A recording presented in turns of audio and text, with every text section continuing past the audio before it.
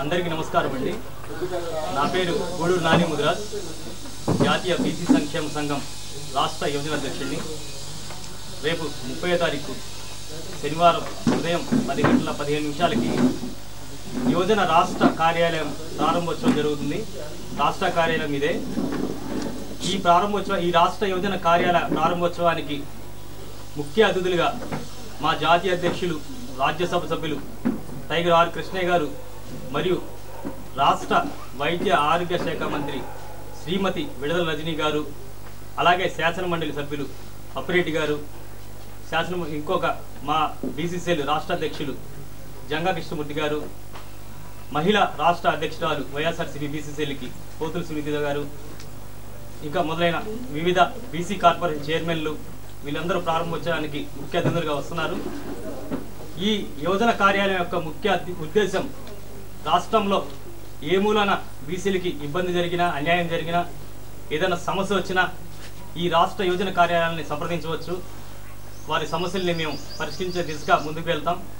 అలాగే ఈరోజు ఆంధ్రప్రదేశ్ ప్రభుత్వం అలాగే జగన్మోహన్ రెడ్డి గారు బీసీలకి పెద్దపీట వేస్తూ 11 మంది మంత్రివర్గంలో 11 మందిని తీసుకోవడం, అలాగే శాసనమండలి సభ్యులుగా 19 మందిని తీసుకోవడం బీసీలని, ఇలా ఏ సంక్షేమ పథకాలు మొదలు పెట్టాలన్నా సంక్షేమ పథకాల్లో మన బీసీలకి పెద్దపీట వేస్తూ 50% బీసీ రిజర్వేషన్ ఇస్తూ ఏ సంక్షేమ పథకమైన బీసీలతోనే మొదలు పెడుతున్నారు.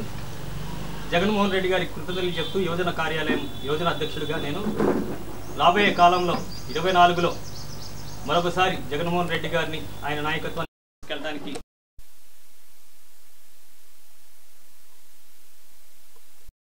అలాగే మా జాతీయ అయినటువంటి మా ఆర్ కృష్ణయ్య గారు ఆంధ్రప్రదేశ్లో ఇక్కడ నుండి పర్యటన మొదలవుతుంది.